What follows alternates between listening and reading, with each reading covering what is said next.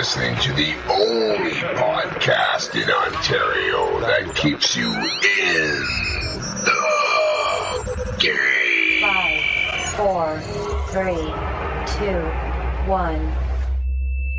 right, let's do this.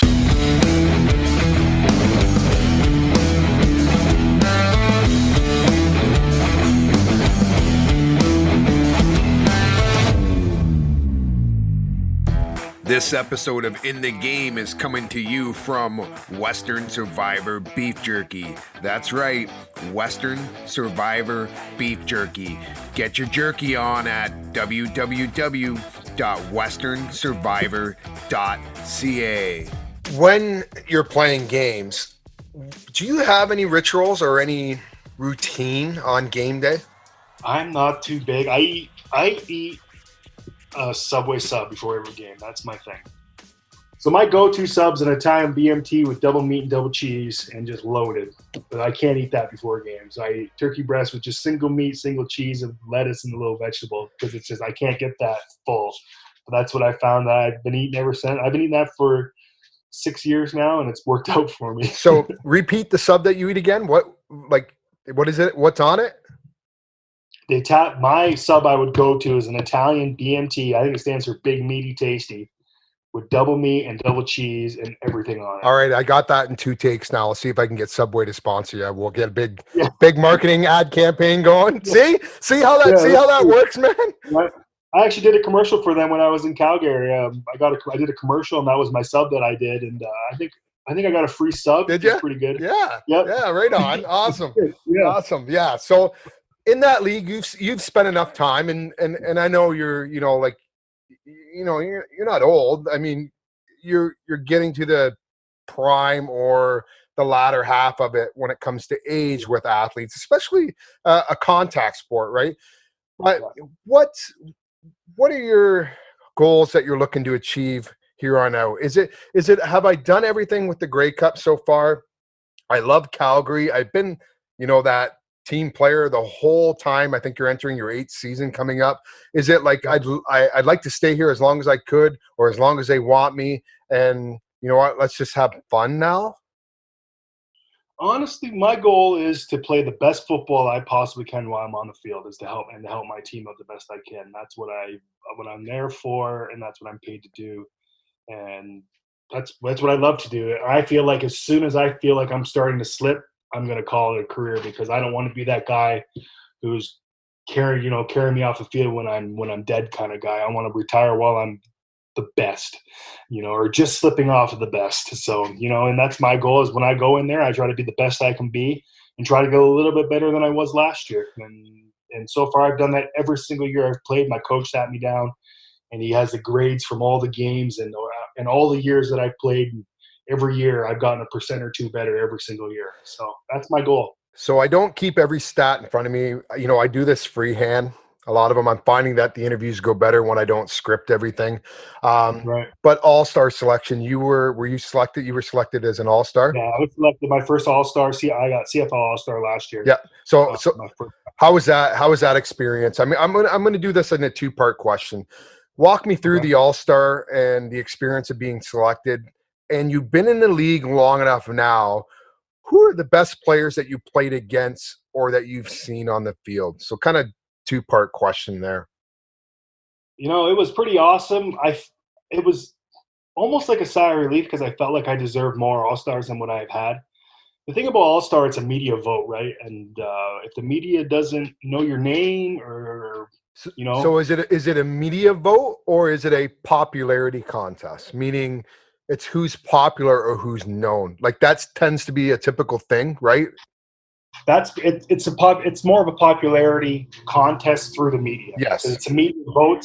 But if you're popular and you're in the media all the time, you're going to get their votes, and that's what it just came down to. I was a 6th-round pick that didn't really prove anything. I won a couple Grey Cups, but a lot of people say, you're hidden by a Calgary system and all that stuff. But dude, when you start breaking Grey Cups over your head, that's when you become an all-star, right? That's how you stand out from the crowd. Yeah, exactly. So, but it was good, right? I mean, and trust me, everybody that knows you, and I mean, I watched the game. you were deserving of the All-Star, and to be honest, if your play continues, it's no reason why you shouldn't be in that conversation on a yearly basis. You feel the same. Yeah, You feel the same way. I feel the same way. If I can keep up my play, I don't think I can slide it all and still make All-Star. It's a very competitive league.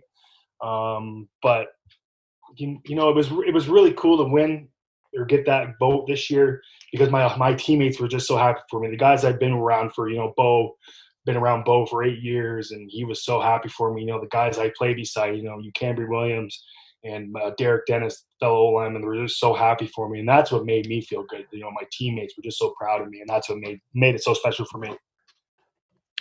So the second part of that question was, you've been in the league long enough now that you've seen a lot of great players.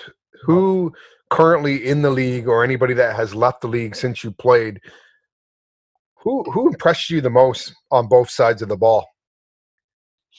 I always say, I hope if Bo watches this, I hope he understands where I'm coming from. But the guy on the offensive side of the ball, I like to watch the most when he was healthy was Ricky Ray. That guy was an amazing football player. I watch him when everything's going his way. He reads fields and he gets stuff done. But he was always battling with injuries and stuff. But I think he was probably the best guy I've seen in person play.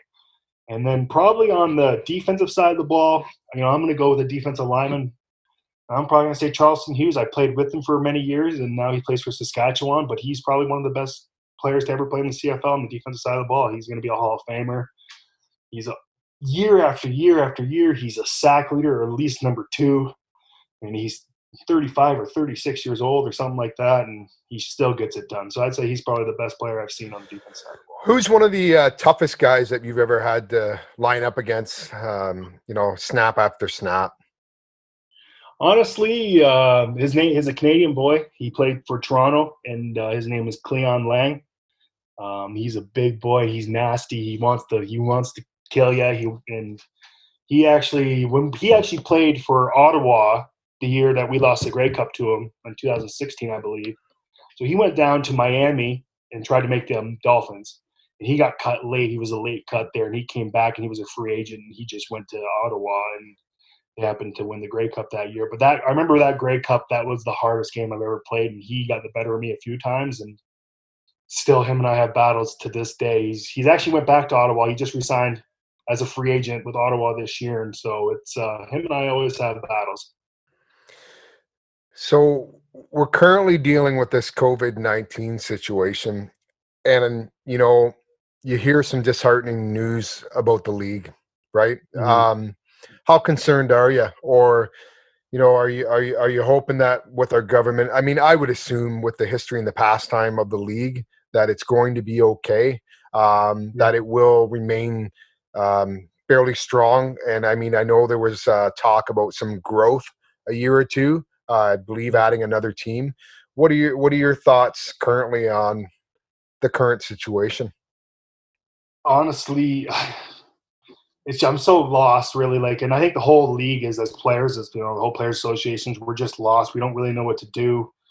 And the whole world is not just the CFL. There's people all over the world, over the globe, that are confused and don't know what to do, or don't know what's going to happen in the future. And it's scary. I hope the CFL has some money to back them up if they don't have a season. I hope the league stays, because it's like we talked about. It's a big part of Canada's history. It's been around for over 100 years, and it needs to keep going, because I believe it's a huge part of the history. And it's scary. It's scary because I don't know if I'm going to have a job. I don't know if anybody are going to have jobs, and it's tough because there's a lot of Americans who play Canadian football that are in the States right now that I don't know how they're surviving, because they should be playing football right now. So it's really tough for everybody. Yeah, it is tough, and I'm hoping things by I know our league is a little different, and it starts earlier and it ends earlier compared to the NFL, but hopefully we can have some progression with what's going on.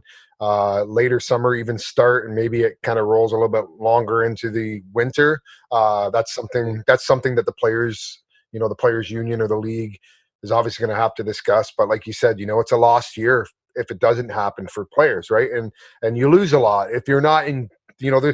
You can practice, you can train, you can stay in shape, but there's practice and training shape, and there's game conditioning and shape, Yeah. right? It's nothing. Nothing will ever get you prepared for training camp or a game except training camp or games. Like I can work out have my best off season. I'll go into training camp, and day 3, I feel like I haven't worked out at all because I'm so sore. And that's what you need. You need that time to play football because, like, no matter how much weight I lift or how hard I run or whatever, there ain't nothing like trying to take another 300-pound man and move him out of the way over and over and over and over again. And that's just like you said, it's game shape. So yeah, so you just said lift. So what do you squat, bench, and what's your vertical? Honestly, I've gone away from the weightlifting a little bit, and since my hips are a little bit sore because of the extra bone growth, I don't really squat too heavy. I used to lift more weights in university, and I was like doing like 405 for 8. I remember I did once. So you're laying off the weights. Are you more Pilates then? Yeah, not like I do like plyometrics, like explosive, like as hard as I can go for a short amount of time, and then take a break. And that's basically what I think football is, at least offensive line. You know, the ball snapped.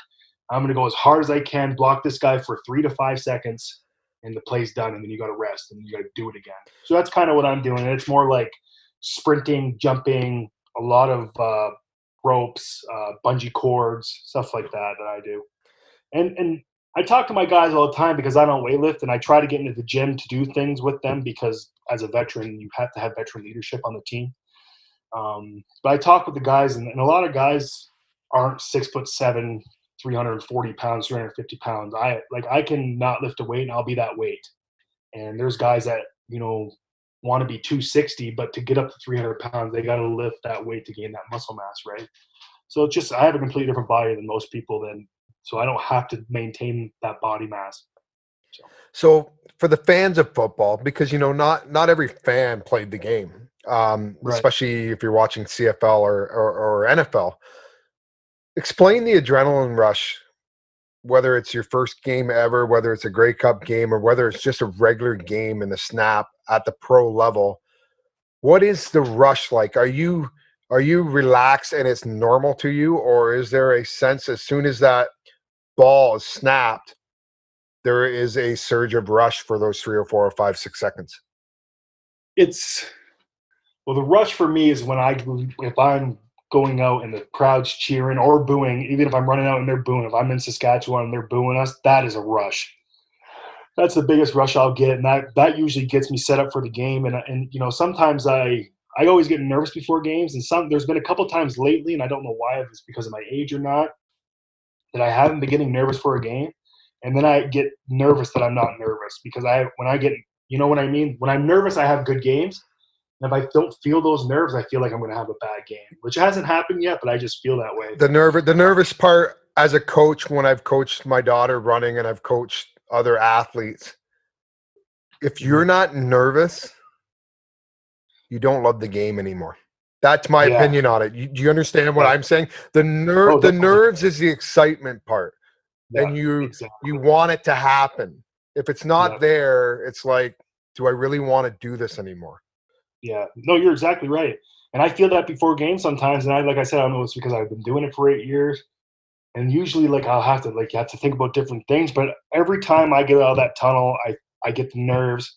And as soon as I make that first contact, I've always been fired back up and I'm ready to go. Like that first contact, as soon as that ball snapped and pads are hitting, that's when it's real. You listen to music before you go out on that tunnel? I don't. I actually found I used to try listening to music and get myself all pumped up, but I'm tired. Listening to music for 2 hours for a game and getting all pumped up, that makes me I get out and I'm like, I'm exhausted from headbanging for 2 hours and trying to get pumped. You said headbanging, so I was going to ask you, is it country? Is it Beyonce? Is it Pantera? Whatever. No, it's like rock and roll, like 60s, 70s rock and roll. That's the kind of stuff I like, and and that's the kind of I've always liked that kind of stuff. I used to love country.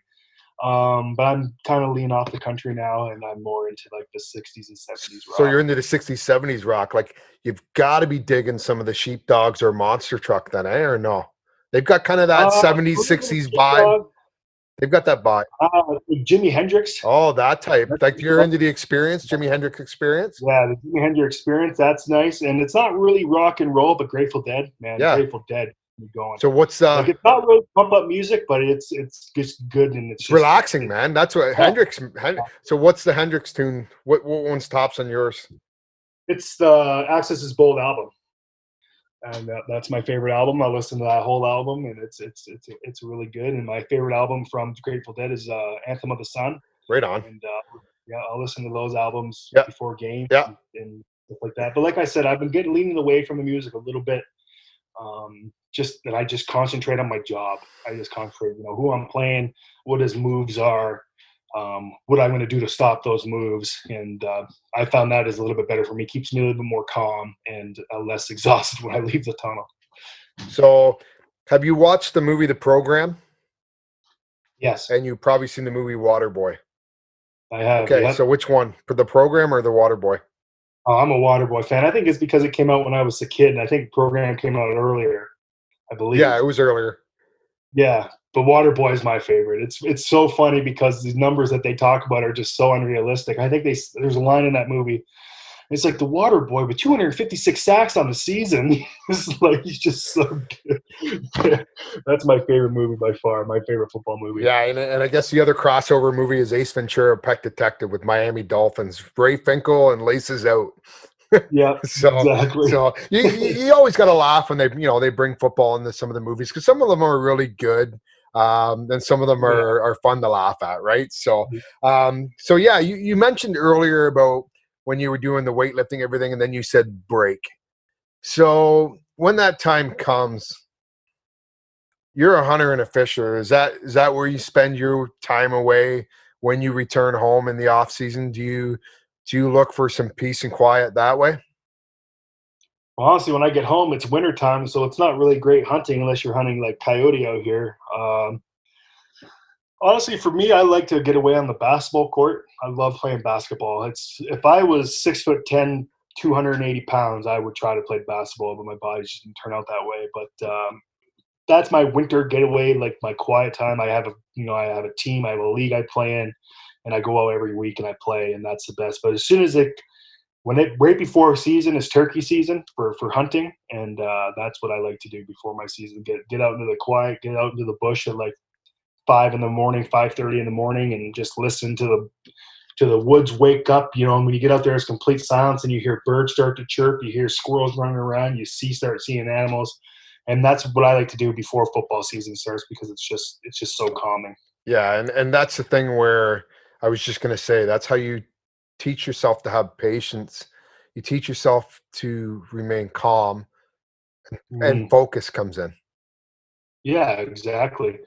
I wasn't in focus that year. I didn't shoot any birds. One bird came out in front of me this year, and I missed them. So obviously, I wasn't focusing that well. See, I haven't hunted in a long time, and my problem is, I agree with everything you said. My only issue is I'm pretty much legally deaf. I'm hearing impaired, so I have a hard time hearing the birds. I don't hear the squirrels, and I don't hear the prey that come out of the woods. I remember one time hunting with a buddy of mine, but all I remember is in full moon nighttime, and I didn't hear anything. I don't hear a thing. But all of a sudden, and I'm guessing my buddy said the whole time he heard branches or twigs snapping. So it was a buck and a couple of does, right? And I'm just like, looking around, and I thought, okay, it's getting late. So I go to climb out of my stand and walk across to where he is, and all of a sudden I was about 20 meters from him, and 3 deer take off right in front of me, and I'm like, whoa, right? And he's looking, he's like, didn't you hear them? Why didn't I'm like, dude, I don't hear. I'm deaf, right? I don't hear a thing. So I kind of gave up hunting that way. If I can't just see it, because hearing is a part of it, right? That's the biggest part, in my opinion. That's just sitting down, listening, be completely dark, and just listening to the bush wake up. It's the best. It's actually the best. Awesome. So what are the plans? Like I said, are you, you're moving forward. You're, what are you doing now? Honestly, I'm just being a dad right now. It would have been a bittersweet to leave this year because my first baby. He's a boy. his name is Asher, and it would have been really tough to leave. I think it would have been May 13th or 14th. I would have had to have left. So I'm actually really happy I still get to see him grow and be with him every day. And that's basically what I'm doing now. I'm training a little bit. Honestly, if I had to go to camp tomorrow, I'd be really worried because my fire has kind of died down in my belly a little bit because you don't know what's going to happen. But I'm just, like I said, I'm super happy to be at home being a dad. Yeah, so that, in a way, the virus has been a blessing to be able to stay home, like you said, and spend that extra time with the family.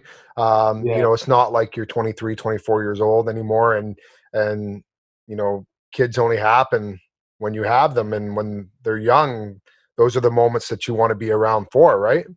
Yep. Well, exactly. Like he just started sitting up on his own like the past 2 weeks. And if I would have left at the 13th, he wouldn't have been doing that. And just like missing those little milestones, him sitting or him starting to crawl, it just would be heartbreaking for me. Yeah, So yeah, no, I agree. So you have dogs, right? I do. I have 2 dogs. Yeah, I have a Bouvier, a 4-year-old Bouvier. Her name is Callie, and then I have a 2-year-old Great Dane. Her name is Polly. Oh, come on, man, you're disappointing me. Why? I have 2 Australian Shepherds. I have a father, and I have the daughter to him, right? Oh yeah. So Cool. my oldest, the father, and I mean, I'm going to see just how much of a football guy you are, because the father was the runt of the litter. Okay, we took him. His name is Rudy. Okay. I know Rudy. Are you getting that? Yeah, I get that. The runt of the litter. Yeah, I get that. Rudy Rudiger, right? You caught on to that. And I'm like, you're right away. You're like, yep. So yeah, unfortunately, our household is like that, where everything's constantly sports. I don't know if that's a good thing or a bad thing, but it's what we did. We named him Rudy, and yes, it was after Rudy Rudiger. But sadly, we have seen all his siblings.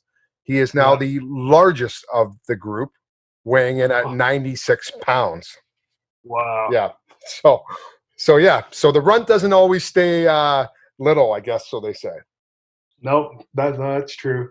I got my first dog, Callie the Bouvier, and we kind of named her after Calgary, but not really. But that's how we got Callie, because I've been in Calgary. And then Polly was a rescue, and her name was Polly already, and I didn't want to change her name, so I just kept it the way it is. But Polly, she's a female, and she's as big as a male Great Dane. I think she's about 150 pounds right now. She's just huge and loves to cuddle with you and wants to sit on your lap, and she's just too big for that. It's like me trying to sit on your lap. It just ain't gonna work. So that's the dogs come with farm life. That's what you have when you're growing up. A lot of the farms have the dogs. What was life like in Calgary overall compared to back home for you? Any similarities or differences there? Honestly, I can't really. The similarities are very low. Calgary is a completely different life. I love Calgary. Like Calgary, you can do things like I say, if I want to, which I don't really enjoy, but if you want to enjoy city life, you can go downtown. And if you want to enjoy like living in Simcoe, there's places like that you can live, and then you drive a little bit out of Calgary, you can go on a huge 10,000 acre farm, which that's what I'm not used to, because 200-acre farm is a massive farm where I'm from, and so that's a little different. And then you drive an hour and you can be on top of mountains. So in Calgary, there's not you can't get that many things in that many places of the world. So that was cool. You talked about subs, but you're holding out on me, right? So there's got to be some great steak places there. Oh yeah, there's a great steak places. I'm a keg guy. I like the keg. I don't know if the keg in Alberta serves Alberta beef or not. I hope they do, but I'm a keg eater. There's a great restaurant called the Cattle Baron, and they make some great steaks too. But yeah, I'm a big. There's a lot. What I really like in Calgary, there's some good smokehouses. There's this place across the stadium called Big T Smokehouse, and then another one downtown called Hayden Block. And Hayden Block treats the team really good. They give us some discounts and free drinks and all that stuff. So we have a lot of team meetings there, or players meetings, I should say, and we have a good time there. So, yeah, players meetings.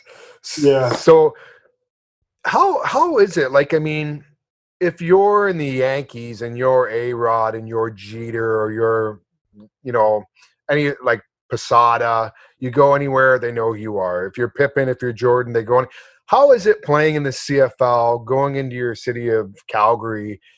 Are they recognizing players on the team? Is it like, is it like playing for a small market NHL team, like somewhere where hockey isn't a big sport? Right.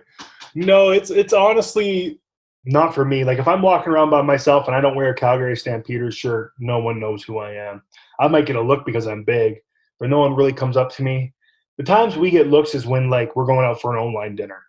And then we have all 10 guys going for a dinner. And then that's when people realize, I think these guys play for St. Peter's, because every guy is 6'4" and above and, 300 pounds plus. And when we get together, we eat a lot of meat and Like, we can put her down. could you walk downtown in your game jersey and someone would just think you're a fan?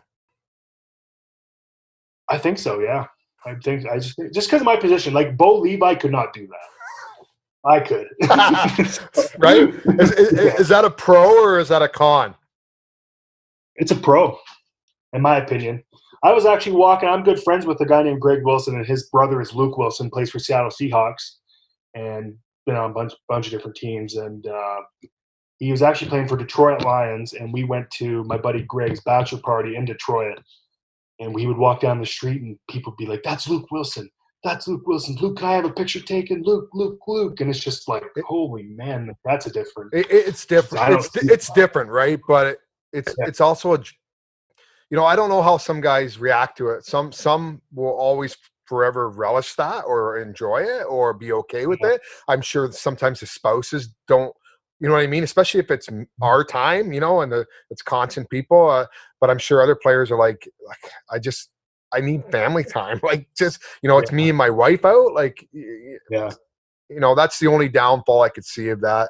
And you strike me as a guy that, you just, like I said, you go out with a team, that's one thing, even if it draws attention, it's one thing. But if it's going downtown or even with, like with your wife or just trying to, or family member or something was visiting, you want time to yourself. You don't want to be recognized and be not bothered, but it's just you're trying to just kind of hope that someone doesn't go, "Oh, that's Shane Bergman," and then they're a lineup of autographs, right? Exactly. It's nice that I don't have that.